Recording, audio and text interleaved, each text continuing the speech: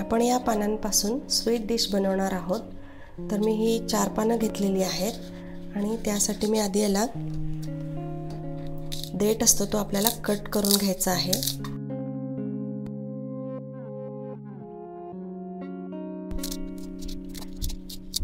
आता हे आहे कंडेन्स मिल्क आणि हे पाऊण वाटी आहे।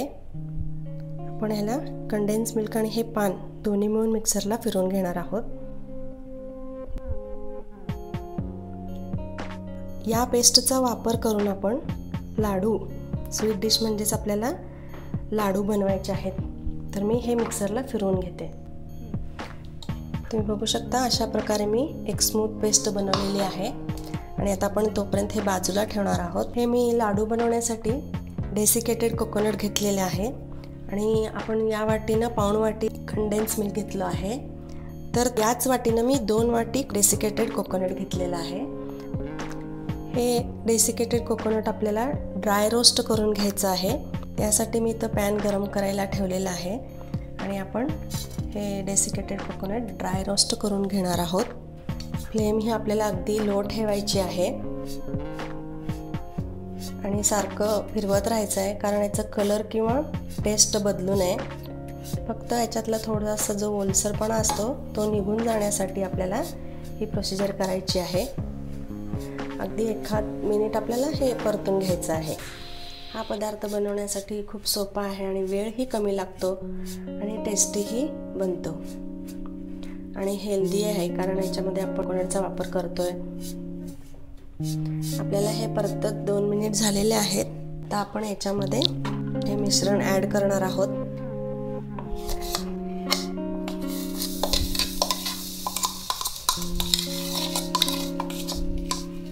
आणि आपल्याला हे व्यवस्थित याच्यामध्ये मिक्स करून घ्यायचं आहे।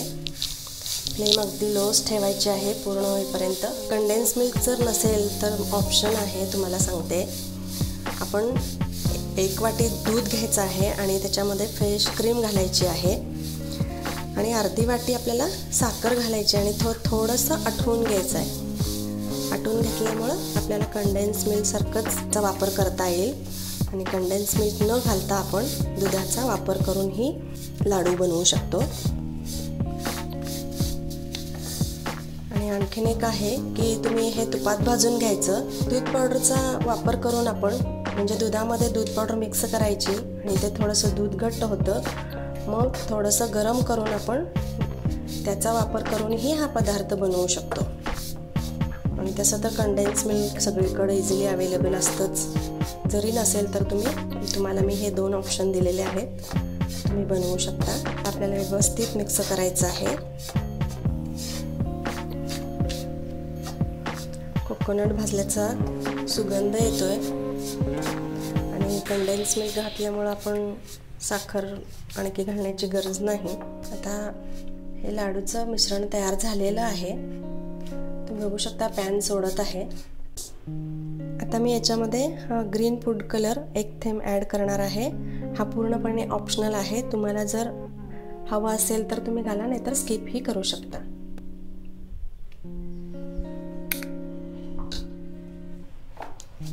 तर आपण हे कलर व्यवस्थित मिक्स करून घेणार आहोत।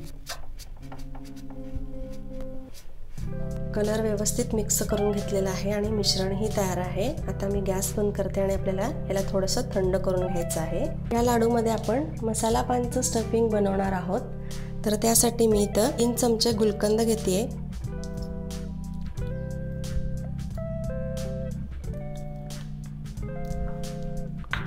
छोटी वाटी म्हणजेच 2 चमचे बडीशोप आहे।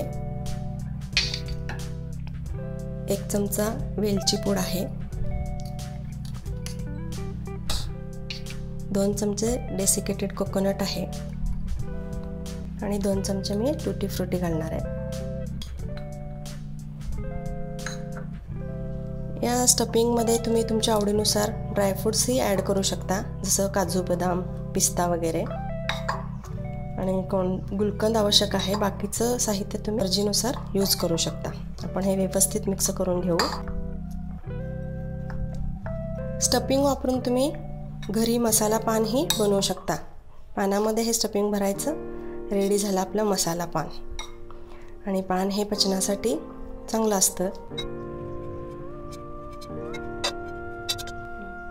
आता हे लाडूचं मिश्रण थंड झालेलं आहे, थोडंसं आपण मिक्स करून घेऊ आणि आता आपण स्टफिंग भरून लाडू वळवणार आहोत। तर आपण लाडू वळून घेऊ। जर तुम्हाला हे मिश्रण लाडू वळताना जर घट्ट वाटलं तर तुम्ही 1-2 चमचे दूध घालून व्यवस्थित मळून घ्यायचं, म्हणजे हे मिश्रण थोडंसं मऊ होईल। आणि हे लाडूचं मिश्रण ही गोड असल्यामुळं त्याच्यामध्ये जे आपण स्टफिंग भरतो ते थोडंसंच भरायचं आहे, जास्त भरायचं नाही, दोन्ही मिळून जास्त गोड होईल।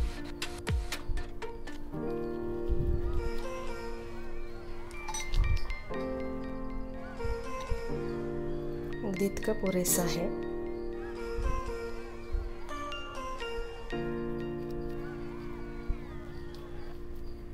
थोडंसं आपल्याला हे असं दाबून भरायचं आहे, असं बोटाने प्रेस केलं की लाडू हा व्यवस्थित बनतो। आपला हा लाडू रेडी आहे। डेसिकेटेड कोकोनटमध्ये मी हे असं फिरवून घेते, म्हणजे याला छान कोट येईल आणि दिसायलाही छान दिसेल।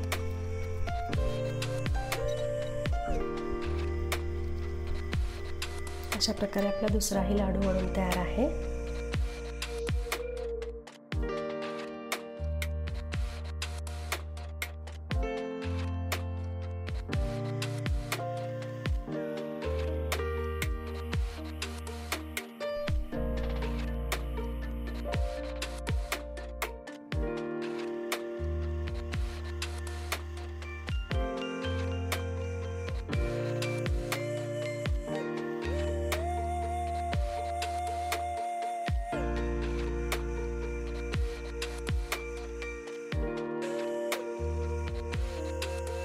तर मंडळी, आजची ही रेसिपी तुम्हाला कशी वाटली ते मला नक्की कमेंटद्वारे कळवा आणि माझ्या चॅनलला सबस्क्राईब करा, या व्हिडिओला लाईक आणि शेअर करा। धन्यवाद।